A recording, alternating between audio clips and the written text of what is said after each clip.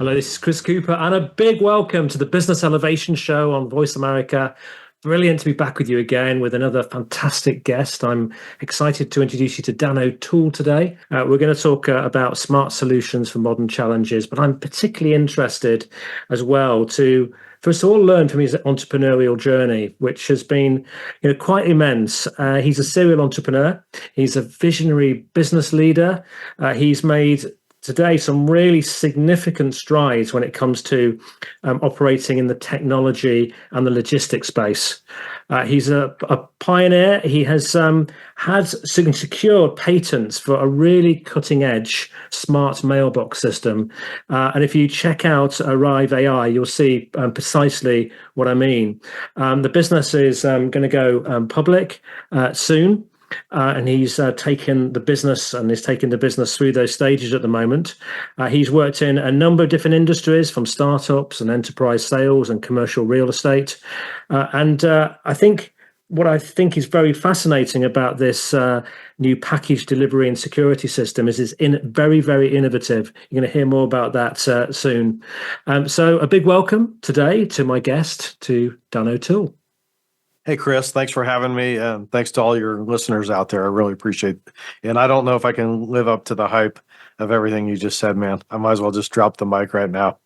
Well, I don't think that's true, actually, and I think you're being quite humble there, because you've had quite a background, and I think what you are creating is really unique and special. So let's find out a little bit about you first, though, so people can connect you with you. Sorry, as a human being. I think sometimes the danger we bring guests on the show, and people think, "Crikey, can I ever achieve something like that?" So what I find fascinating is some of the backgrounds of people, and where they've come from, and how they've gone on to achieve, because actually it's ready available opportunity to most of us. So Dan, just tell us a little bit about life growing up for you, and how did you, why did you want to become an entrepreneur? I grew up in a loving family. I had one sister, my mom and dad. My parents were married 66 years, very family oriented. My dad worked in corporate America for about the first third of his career, and then he left to start his own contracting residential home building business. And I just saw all the the things that you go through when you're working for somebody. It's hard to build loyalty. Anytime the company wants to make an extra dollar, it seems like it's always on your back. If you make too much, they cut you. All these kind of things, and I just kind of decided that I wanted to control my own destiny, not only for myself, but I also wanted to create an environment that others could work in, where the bar that I try to set every day is I want to be the boss that I would want to work for. And if I do that, then I think people are going to be happy, and we're going to have a lot of impassioned, a great culture. And knock on wood, I think we've been able to do that. So I'm really proud of that. Excellent. As we go through the interview, I'm sure we'll discover some of your philosophies, because they were really interesting when we spoke. You've got a number of those that's sort of like your North Star that guide you. So I'm looking forward to chatting about those. But where is home? I live in Carmel, Indiana. It's pronounced both ways here. We pronounce it Carmel. On the West Coast, they pronounce it Carmel. Kind of a suburb of Indianapolis, and it's a great community. It's the safest city in the United States. It's one of the number one places to live in the United States, and it's also the roundabout capital of the world. Is it? Well, it's funny when you say Indianapolis, I think of cars straight away. Yeah, there you go. Which I know is a bit 500. Yeah, Indy 500. Yeah, which is a bit of a hobby of yours. I know. Yeah, I'm a huge car guy. I've had the bug since I was a kid. My dad was into cars, and always getting new cars, and that's kind of was my dad's vice, and I got it. And I have 4 kids, and I think all 4 of my kids, 3 boys and 1 girl, I think all 4 of them have the bug, and it's fun. It's a great it's a great hobby to unite around, not only with your family, but I've found that car guys and car women, car people are some of the highest character people that I think you run into out there. So it's a great unifying hobby that you can enjoy with a lot of people. And do you go to the Indianapolis 500? I do some. I don't go as much as I used to because I'm getting older, and it's quite an event to wait in line to get in there, to then to wait to get out. I always say the best seat in the house is in front of your TV. You got your own bathroom, you got your kitchen. You can pause, rewind, right, all those kind of things. Yeah, I'm the same with the Grand Prix because you get to see the whole lot when you're watching on the TV. That's right. Otherwise, you literally wait about 40 seconds for the cars to come by. Then you're waiting 40 seconds and they zoom by again. So you're not getting a lot of you're missing a lot of the actual race there. I once got invited to the Derby with a client, which is a horse racing event in the United Kingdom. Not my thing, but all I saw I saw the heads of the horses as they finished. That's all I saw because the view was so occluded with people. Right. I think it was mostly there for people who enjoyed the drinking. I think, and that Oh was yeah, it's a big part of the 500 too. You got the snake gambling. pit, all the parties. It's a crazy time. People watching some of the best in the world.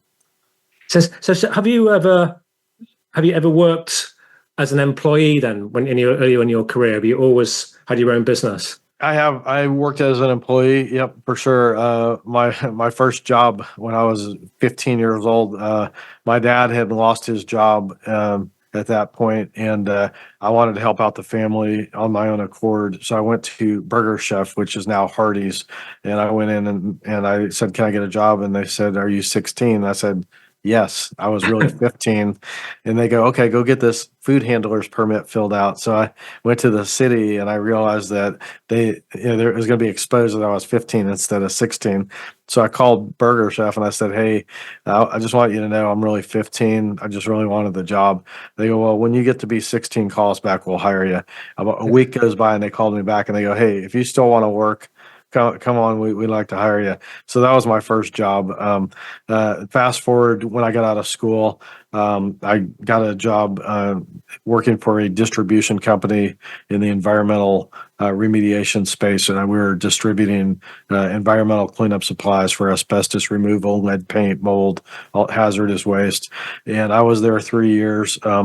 I was a sales guy. My third year, I made more than the president of the company, and this was a subsidiary of a larger company.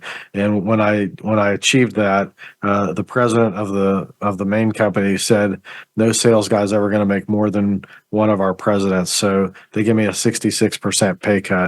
So yeah, Oh, I ended up leaving and starting my own business, competing. I had a national reputation.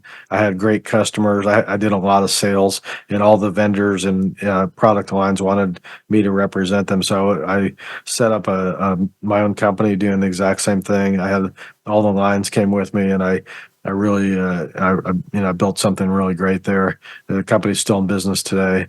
I exited that. mm. And what was your secret then to your sales success? You know, I think persistence pays. That's my number one thing. You don't just walk in and get a yes, but being persistent is only part of it. You have to be genuine. You have to really be invested. I always try to do a value add. Anybody can sell it, whatever, but how do you distinguish yourself from everybody else? You put your heart into it, and people see that, and that resonated very well for me. And that's something that and it's not an angle shot or a strategy to be disingenuous. I really care about. I form great relationships with my customers, and it served me well. And some of those guys are my best friends. Yeah, yeah, really, really, really important. Relationships are key, aren't they? I always remember my first graduate job. The sales director, taking me aside and said, "I'm retiring this week. You're starting your career. Can I share one message with you that I think is really important?" And I said, "Yes." And he said, "People are everything." And he walked off and left me. But I sat with that for years, and I think we create products and services, but we create them for people on the whole, don't we? So people, I believe, are everything. Um, so tell me a bit about why you got into tech and innovation. It wasn't something that I set out to do. My journey has always been entrepreneurial. I once I decided that I was going to take the leap to do my own thing, I didn't want to ever look back. and I've been really blessed to have a bunch of ideas. I always believe if you put the right team around you, you can do anything. And you can have a great idea that's tech or some really wild invention that you couldn't create by yourself, but just having that idea gives you the ability and the impetus to put the people around you to, leverage that. And that's what I've been able to do. I've had, a lot of ideas. I've had, a few businesses, obviously, some exits, some failures, the whole deal. But when I had this idea, it wasn't necessarily for a tech idea. It was just it. One of the lessons I learned along the way that helped me realize how I wanted to respond when I had this idea was that one time I had an idea for a new TV remote control that you could program your own custom chain of channels. I like to bet on football games. So if I wanted to watch 5 games and be able to, create a custom loop of channels and just hit one button and scroll through all 5 channels so I could check the scores.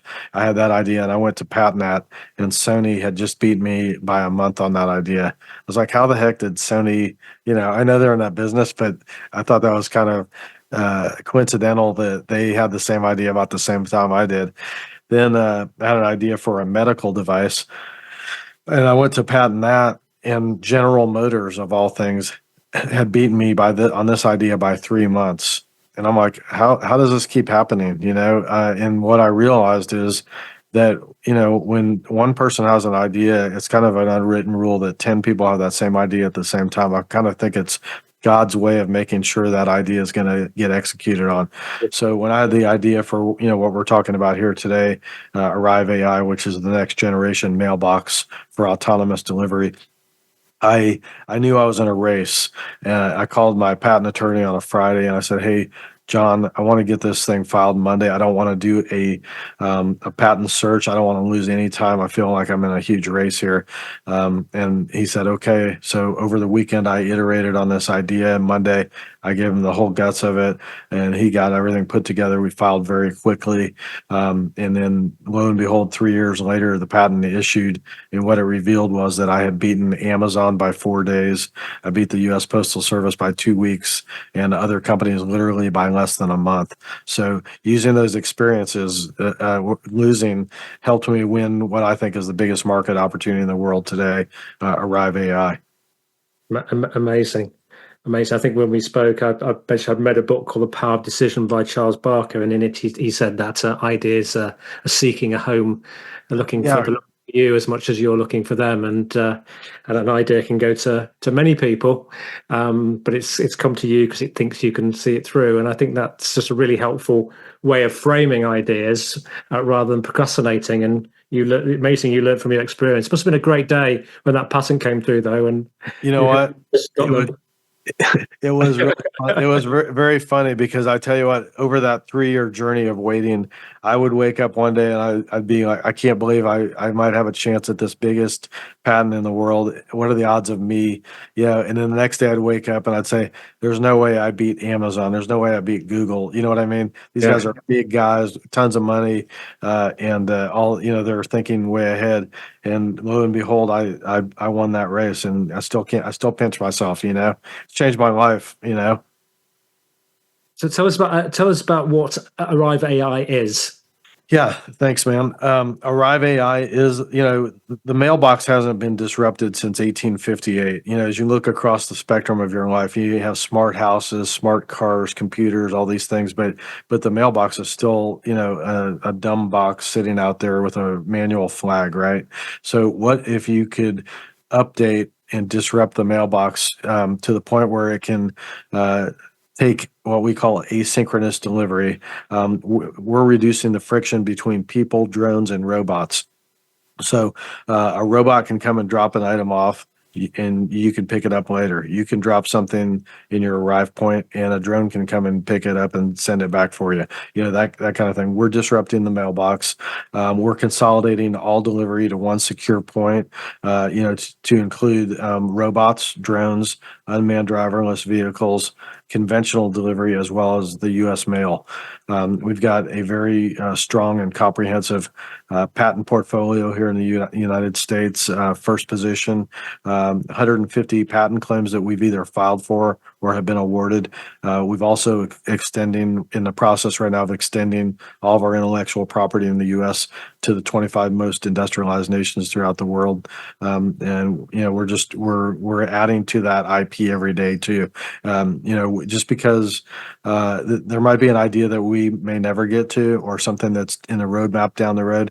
If we're thinking about it, we're going to secure it. So we're always adding to our IP. We got a world-class team I'm so proud of, and just really excited about how the market is evolving around us. Yeah.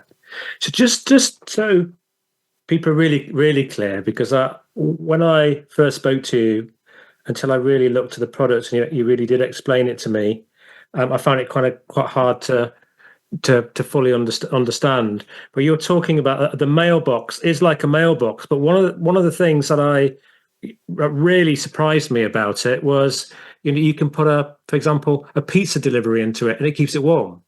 That's right. That's Or you can right. put frozen goods into it and it keeps them cold. So just help us just understand that product. Yeah, totally. One of the paradigm dynamics is what I always say: better, faster, fresher, cheaper, greener, safer. Those are all elements that are going to be delivered through this new delivery paradigm, because things are going to be faster, they're going to be less expensive, the convenience. And I see a day when all of your commerce comes through your Arrive point, through your Arrive app. And what I mean by that, to your point, if you order a pizza from Domino's, we're going to allow Domino's to turn on the heat. When your pizza gets delivered, you're going to get a notification. It's going to stay warm for you. If you have pharmaceuticals being delivered from Walgreens, we're going to allow Walgreens to turn on the cooling, and you're going to be notified. It's going to be safe and secure, pure chain of custody. Today, people stay home from work. If you're getting a computer or an iPhone or something like that, people are sitting there watching their Ring cameras, waiting for something to show up. It's all peace of mind now. We're in a world where you can't afford to have, any doubt about the chain of custody of whatever you get. If your food sits out on your front porch for 5 minutes before you get home, what potentially happened to that? Did a spider crawl in there? Did somebody come and sabotage your food? Did it get stolen? Did the weather get it? An animal? Who knows? Every day there's 1.7 million packages stolen here in the U.S. alone. That's a huge number. When you get this whole new delivery paradigm of autonomous delivery, you're going to also have a new industry of autonomous delivery theft. People are going to follow robots, drones, all these kind of things. And if those things are dropped in front of a home or business on the yard or on the concrete, they're going to be stolen at a rate we've never seen before. Everybody thinks if something is stolen or damaged, you just call Amazon and it magically gets replaced. The reality is we pay for that with every order we place, whether it gets stolen or not. That doesn't magically get replaced for free. So those are all the things we're disrupting, and then there's going to be a huge domino effect. If you're taking vehicles off the road, we commissioned an environmental study where for every 1% of deliveries that are delivered to an Arrive point, we take 3,000 vehicles off the road here in the United States. Yeah, so you can see as that number grows exponentially, the huge effect we're going to have not only on the environment, but certain metrics like car accidents, deaths, lower insurance rates, less fuel used, less road repair required, less congestion, all these kind of things that start coming into focus that are a byproduct of this great new delivery strategy that we're going to be seeing roll out throughout the world in the next couple of years here. Wow, it's incredible. The permutation and combinations are quite phenomenal of the impact this is going to have, and in terms of the way we live and the way business operates. So will you have, with something like, I'm just thinking like a pizza. So you mentioned the domino effect. We'll take someone like Domino's. So would you have a relationship with someone like Domino's to use your box, or could anybody use the heat facility within it? Where's the relationship? Is it with the customer and the box, or is it with the suppliers who supply into it as well? It's a great question. What we want to do is we want to reduce the barrier for everybody to have an arrive point. And the way you do that is you don't have to buy an arrive point. You subscribe to it simply like an Amazon Prime model, very low, and that's how you get the saturation economy of scale. And the other part of that is our arrive points. We call them UAPs, universal access points, or universal arrive points. We are welcoming to all shippers and deliverers. We know that there's not going to be three different boxes in front of any home or business. You're not going to have a Google, Amazon, and a U.S. Postal Service.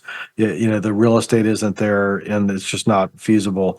The only way you defeat that is by having one platform that can take deliveries and make shipments from all carriers, and that's what we're doing. So we're sharing our API with all the shippers and deliverers that want to access our platform, and we're delivering great value to the user experience. That's a real relief. I'm thinking about. I just suddenly, for a moment, started thinking about electric cars and all the different electric cars, charge points, and cards people need, and it's just a mess, really. Complex Every mess. every one of our boxes has a charging station envisioned in it. So Really, we're light on infrastructure. Charging infrastructure is very light in the United States right now. We're about 500,000 chargers short right now. So if I came to your house with my Tesla and you had yours in your garage and you were charging it, I could simply park street side by the arrive point and take a charge. And then when that happens, since you're the subscriber, we're using your power, so we would co-share the revenue from that with you and Arrive. mind-boggling. Yeah, one of the things I always say, man, is there's more we don't know about what we're going to do than we do know. And the reason I say that is when you have this little piece of real estate that's the gateway to every home and business throughout the world with this great connectivity. The majority of the use cases have yet to be thought of, but I can tell you it will change the world. Just some quick ideas I will throw out to you. Shot spotter. When a gunshot goes off in an urban area, through diminishing decibels, we can pinpoint exactly where that came from, and we can share that with authorities. If you have a Ring camera and your camera goes off, it's looking out, but what's looking back at your house? That's us. What if you wanted to set up your arrive point as a sentinel, say from midnight to 6 a.m. Any activity around your arrive point could trigger all of your floodlights on your house to go off. I always say it's better to deter somebody than to catch them. If you catch them, that means the damage could be done. Somebody may be killed, who knows? But if you deter them, there's actual studies that say they return back to their house. They don't go somewhere else and do the crime. They go home and they kind of say, wow, I almost got caught tonight. So if we can disrupt that behavior, and then we're leveraging AI. I could go on and on, man. We're leveraging AI. We could determine illicit behavior. Say you have somebody going up and down your street very slowly, somebody going up and down your street and the people are ducking down in the car, or they don't have their headlights on. We can detect that, and we can report that to the authorities. We can send you a notification so you're aware that don't go outside. Something might be going on. We can give you a curated weather report. Every unit is a micro weather station, so every day you can get a curated weather report for your house, and that's going to help in delivery as well, because micro weather is very important to flying drones, and we're going to be able to deploy that like it's never been done before. Wow. How do you?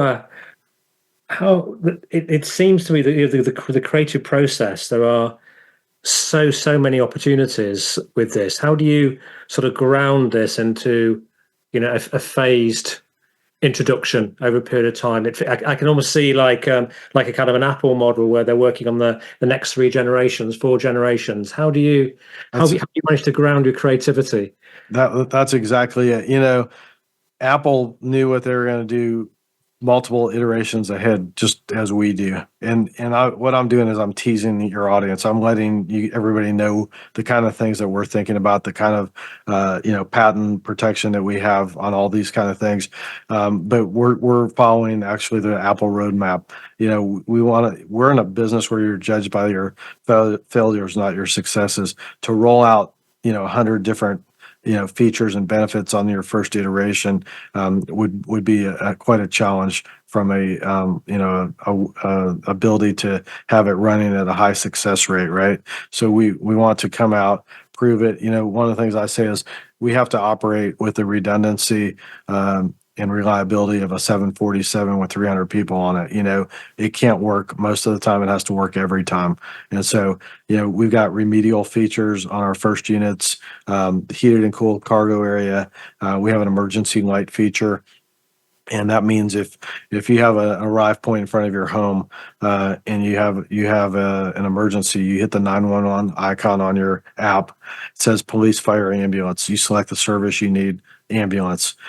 When you press ambulance, it sends an automated dispatch to the nearest ambulance provider, and your arrive point will start strobing red and white lights in that moment. So when first responders get to your neighborhood, they can immediately find you. We feel like time is life, and we're going to be able to shave time off of, there's a lot of cases every year where first responders can't get there in time because there's no number. The numbers are obscured. The GPS isn't 100% accurate, all these kind of things. And so we feel like we're going to be able to do a lot of good with the technology that we're rolling out. Wow. Even right from the beginning. Have a look at Yep. this in place. Yeah. Amazing. Let's go to commercial break now. After commercial break, we're gonna find out more. We'll find out more about the journey to making this happen, because I can imagine that it's been, quite a learning experience getting to this point with something as potentially substantial as Arrive AI. So we'll put some of the lessons. I'm also interested in exploring as well some more of Dan's North Star principles, because I know there's a few of them. They're good, and they're going to be helpful potentially for you. Just a little nugget, sometimes just sitting in your back of your mind from someone who's been there and done it before, could have a significant impact on your life and business if you hold it in mind. Back again with you in just a couple of minutes. When it comes to business, you'll find the experts here. Voice America Business Network. Would you like to work personally with the host of this show to help realize your potential? Chris Cooper supports business leaders and high potential individuals to achieve greater success in their businesses and careers. Support includes the opportunity to join a high-return group mentoring and mastermind program called the Achiever Program, one-to-one mentoring and coaching, facilitated leader development workshops and speeches. Email info@bemoreachievemore.com to arrange a free, no-obligation consultation to see how Chris and his team can help you. Voice America programs are now available on your favorite connected device, including Amazon, Alexa, and Google Home. Through streams with Apple Podcasts, TuneIn, and iHeartRadio, listening to your favorite show is as easy as saying the show name followed by the word podcast. Hey Alexa, play Finding Your Frequency podcast. If that doesn't work, try adding on TuneIn or on iHeartRadio or on Apple Podcasts. When it comes to business, you'll find the experts here. Voice America Business Network.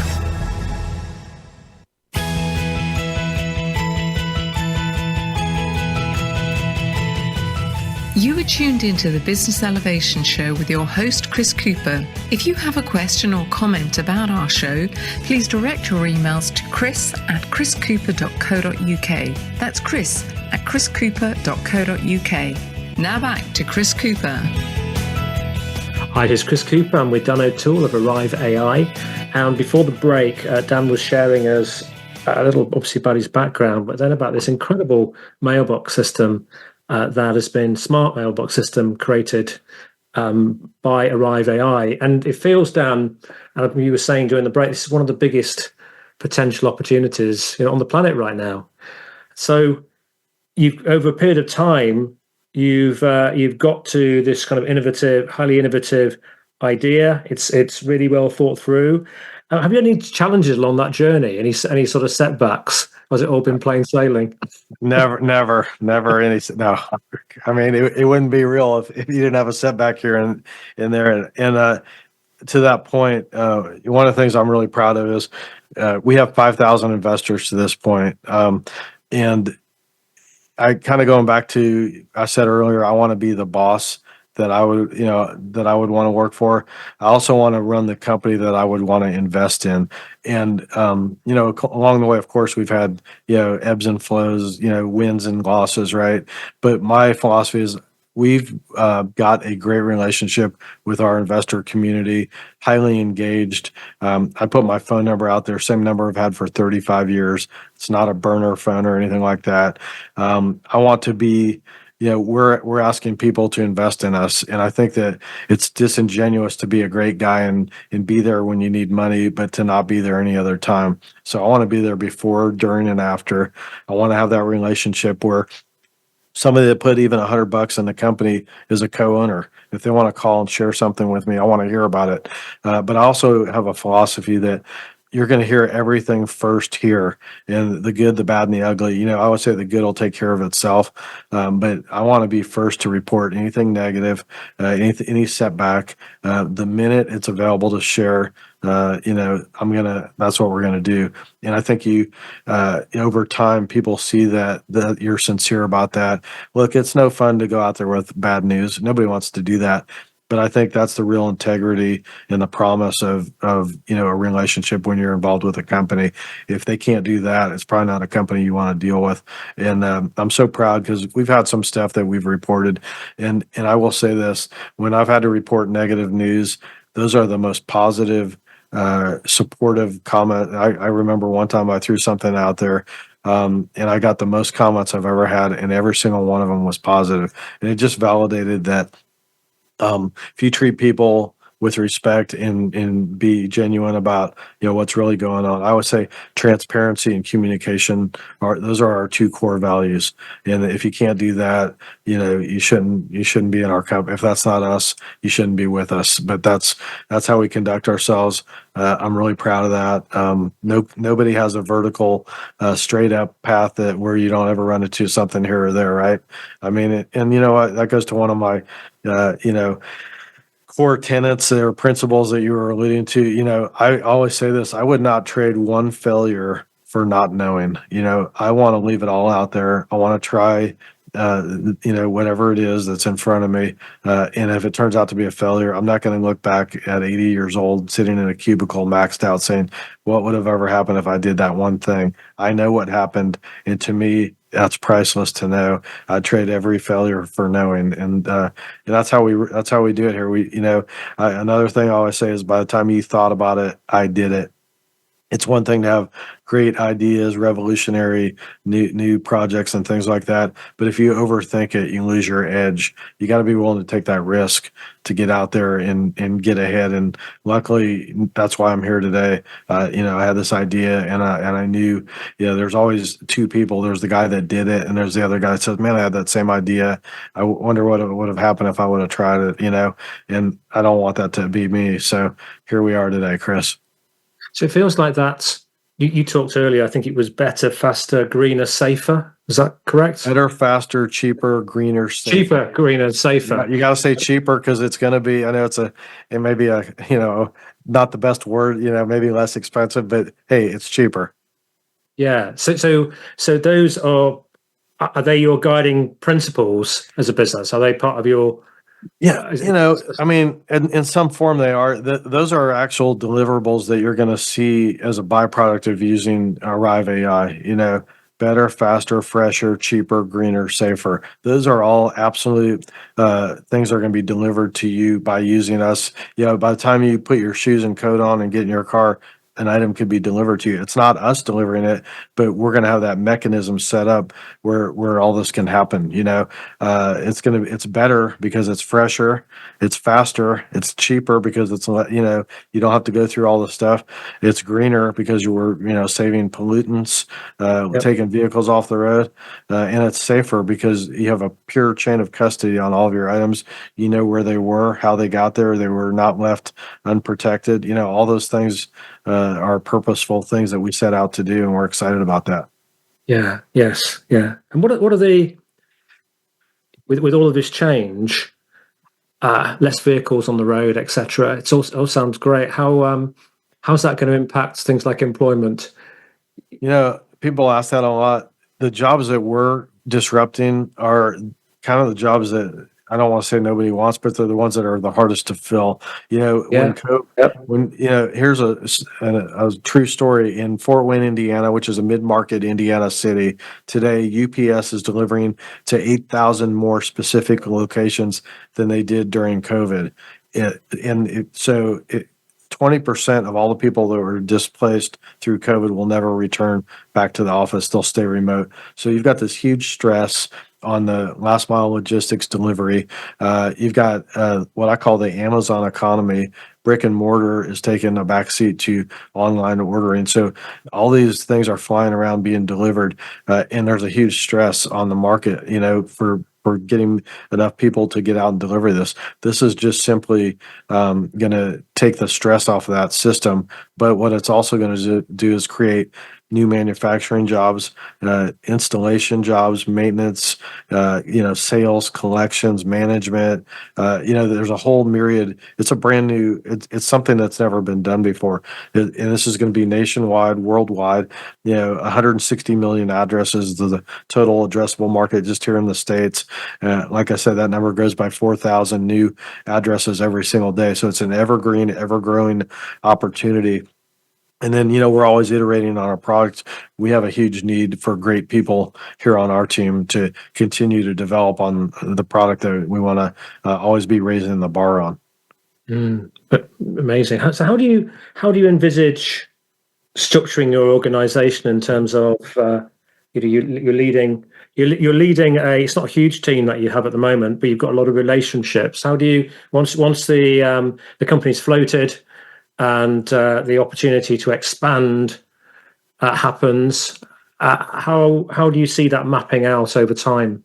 Sure. There's three metrics that we look for as a strategy for rollout. One is a willing municipality, somebody that wants to work with us. A demographically rich user base, which is a customer base, whether it's commercial or residential, that is a high user of the delivered products that would get value out of our platform. And then the delivery base itself, the infrastructure for delivery, which would be UPS, FedEx, DHL, drones, robots, local businesses, all those things. When those align, that creates an opportunity where we can flourish. The great thing is 91% of all delivery is 5 pounds or less. So it really transcends every use case. We're just really excited. We know that once we get out there, it's going to spread like wildfire. Everybody's going to want one. There's so much perceived value and just things that you're going to be able to do by having it. You're going to wonder how you ever got by without it. We think it's going to be the next cell phone, basically. Yeah. So you're going to have to build a huge amount of relationships. A big relationship management job, it feels. Oh, absolutely. We want to outsource. We know our limitations. We're not manufacturers. We want to find world-class manufacturing, strategically located throughout the world for nearby geographic delivery installation. We're building our product in a modular fashion, much like Elon Musk does with Tesla. The philosophy, the best part is no part. We're trying to really minimize parts. We're trying to use the same parts and be able to do larger units by adding the same parts and just growing almost like a box kind of a strategy. So we've really got a great strategy for how we're going to make these, how easy they are going to be to operate, very simple, and then installation and maintenance. Everything's modular. We can, if something's bad, we're going to know about it. UPS, we can deliver the item to UPS. The driver can actually unplug the module that's broken, plug in the new one that he just delivered, and then ship the one that's bad back to a refurb center. So it's a circular, making it a greener, way to deal with these parts and keeping the life going. So that's how we're tackling that. Amazing. So what have you learned about funding through this journey and raising? You got 5,000 investors already in the business. Yeah, absolutely. Yeah, great question. I appreciate that. Sometimes it's better to be lucky than good, right? The way that the journey, first of all, I always believe that your equity or your shares in your company is your capital of development. You trade your shares for capital that allows you to build out your business. And I take that very seriously and very frugally. So for the first 6.5 years, Chris, I didn't take one dime from anybody. I funded the company myself out of my own pocket. After 6.5 years, because I didn't want to take the short money. I think if you do that, you do a disservice to everybody you took a dime from early, to your business and to your family. And you end up diluted out of your business, dead on the side of the road with no way to raise capital and continue the journey. So the first 6.5 years, I funded it myself. I got to the point where I had 25 engineers working every day in India, and I was making payroll every week. And I said to myself, man, I could sure use some help. I just said that in my own mind. And at that moment, one of my really good friends, his name's Dave Schwind, he reached out to me. He goes, hey, man, Drone Deck. And the company was called Drone Deck when I first started because, excuse me, I wanted to, be associated with the excitement of the drone delivery and things like that. And I'll tell you about that real quick since I brought that up. What I found was people would say, hey, how many drones do you have? And I'd say, we're not the drone, we're the Drone Deck. And then they'd say, hey, are people going to shoot down drones? And I'd say, we're not the drone, we're the drone. And I just realized that to be more aspirational, less limiting, less tethered to the drone, and more about who we are and what we're doing, the name Arrive. My chief operating officer came up with that name. I thought it was a great name. It took a lot of pride of authorship that I had. I had to relent that and say, yeah, you got a great idea. Let's go with that. So we are Arrive AI. But going back to the money story, so Dave Schwind, he said, Drone Deck, I want in. I said, well, for the first 6.5 years, I haven't asked one person to put one dime in. He goes, I know. I said, Dave, I'm not soliciting you. He goes, I'm soliciting you. And Chris, that became a really humbling moment, really resonated, touching. It told me that people were watching what I was doing, and what I was doing had become investable in the eyes of others. And that was just a big milestone moment for me. He came in for $200,000 at a $58 million valuation. Soon after that, a small VC firm came in for $200,000 at a $92 million valuation. And then we commenced a crowdfunding raise on wefunder.com. We started at a $123 million valuation.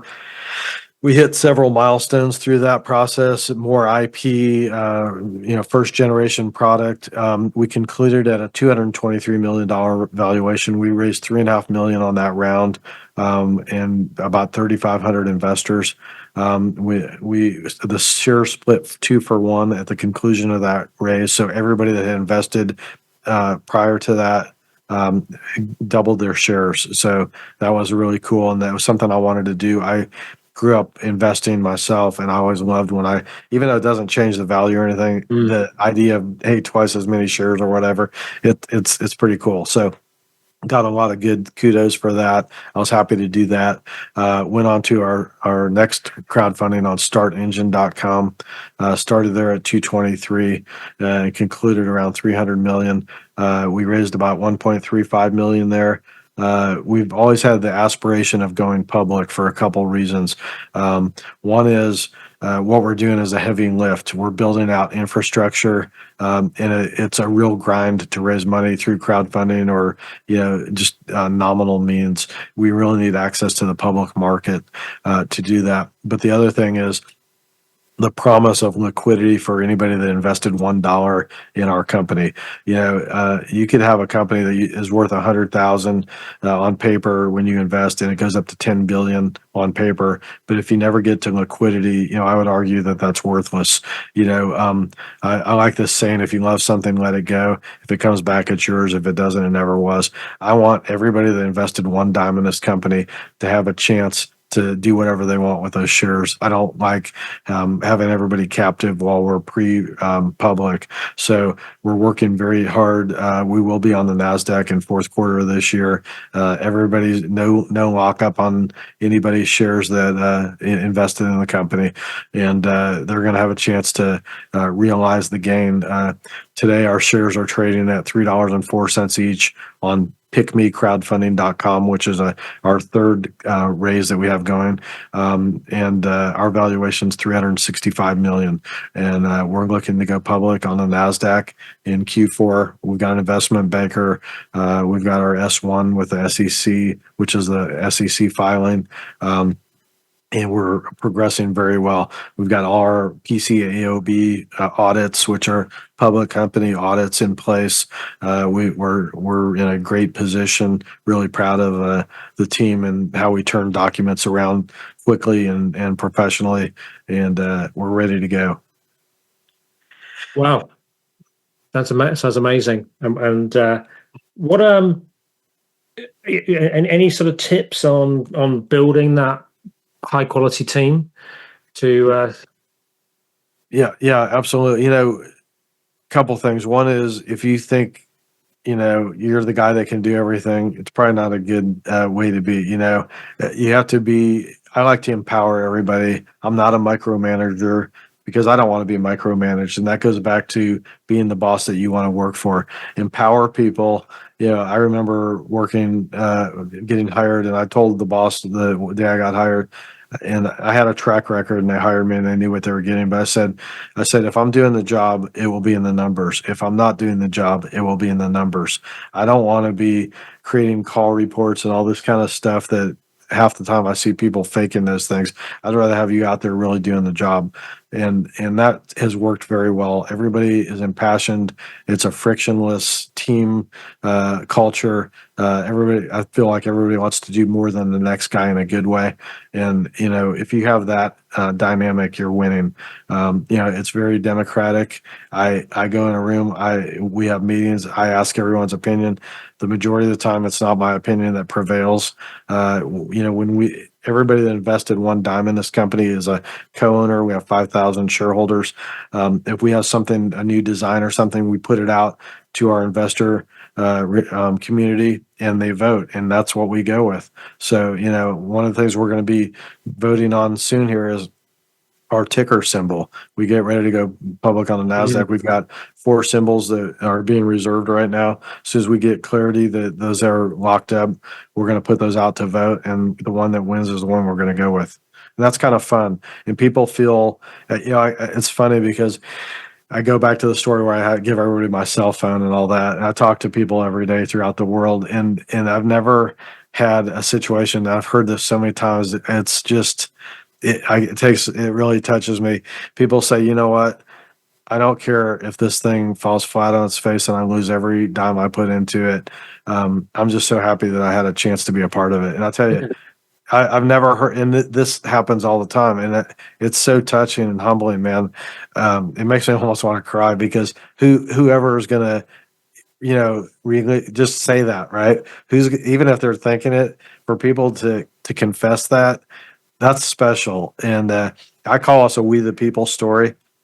We beat Amazon by 4 days, Postal Service by 2 weeks, bunch of small people, $100 investors up to whatever, 5,000 of us in unison with what I think is the biggest idea in the world today. And we're going to go out, we're going to carry the flag, we're going to make this thing happen. And I can't wait for the day when I'm driving down the road and it's aligned on both sides with arrive points, and my grandkids are with me, and I can say, yeah, that's us. We did that. Fantastic. Absolutely amazing. I've got one question in my mind. I just read today that the first trials for Amazon to be able to use drones for deliveries have just been given the green light over here. Was something. What happens if the rollout of utilizing drones, for example, for delivery, isn't as quick as you expect it to be? We're future proofed. So even if drone delivery comes, we still have heated and cooled cargo area notifications, security, all these things, and we're future proofed, because when drone delivery becomes ubiquitous, we flip a switch and you're drone delivering to us. When unmanned driverless vehicles start delivering and picking up, you flip a switch, we're ready to go. Robots, same thing. So we do think that it's going to happen sooner rather than later. It is happening all over the world right now, and it's all coming to a head. It's like a bunch of brush fires, and they're about to meet, and it's all going to blow up. And you're going to see this start moving very rapidly in 2025. I love it, love it. So how can people get involved with Arrive AI if they want to? Yeah, thank you for asking. I really appreciate that. I'm Dan O'Toole. I'm the CEO. Like I said, I give my number out. That's 317-694-7520. I try to take every single call, even if I'm on the phone with somebody, I'll switch over and say, "Hey, Chris, I'm on the other line. Can I call you back?" And you say, "Yeah." And I click back. The guy never knew I left, and you know that I got your call. You can email me at dan@arriveai.com. And we are raising capital right now on pickmecrowdfunding.com. That's PICM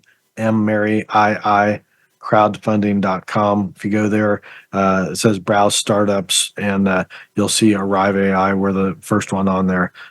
We've raised about 2 million right now on this platform, and we're going to be raising right up until we go public. Like I said, we'll be Q4 this year. So if you really want to get in on a true pre-public opportunity, that's us.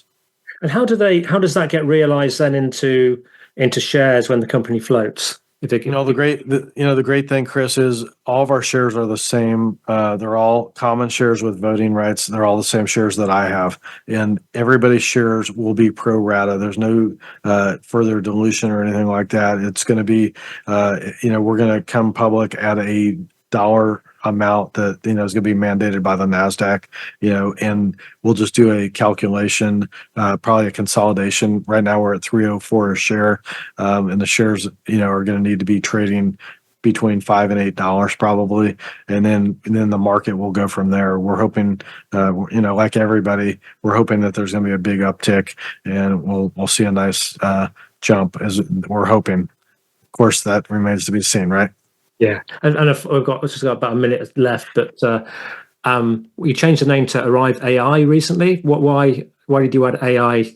Yep, absolutely. AI and big data have always been at least 50% of our projected revenue stream, and we're leveraging AI and big data every day in a bigger way than anybody. At its heart, AI needs data. When we're built out, we'll be the largest data platform in the world. So it just made sense when we see how the market is celebrating AI, and we're like, "Hey, we're AI. This has been us the whole time." So it just makes sense to celebrate that and memorialize that, and that's what we've done. Dan, it's been an absolute pleasure talking to you today. Really fascinated to watch this project and see how it evolves over the next few years. ArriveAI.com, that's correct email address for people to check out. That's correct. And pickmecrowdfunding.com if people are interested in investing. I'm sorry, I've got no financial interest in this at all, but when I picked up and met Dan, I just thought this was so innovative, so interesting, so of the moment, that I got excited about interviewing Dan. So a big thank you, Dan. Actually, in 30 seconds, do you have a final message you'd like to leave us with? No, I'd just like to say that, first of all, thanks to you and your listeners, means a lot for the opportunity. But I'd also like to say, if you have an idea and you want to do something, take the risk. There's never a better time than right now. And don't be that guy that kicks yourself and says, "Man, I had that same idea. What would have ever happened?" Realize what happened, whether it's a success or a failure. Knowing is everything. And here we are, Arrive AI. That's what I did. And Chris, thank you again, man. I appreciate it.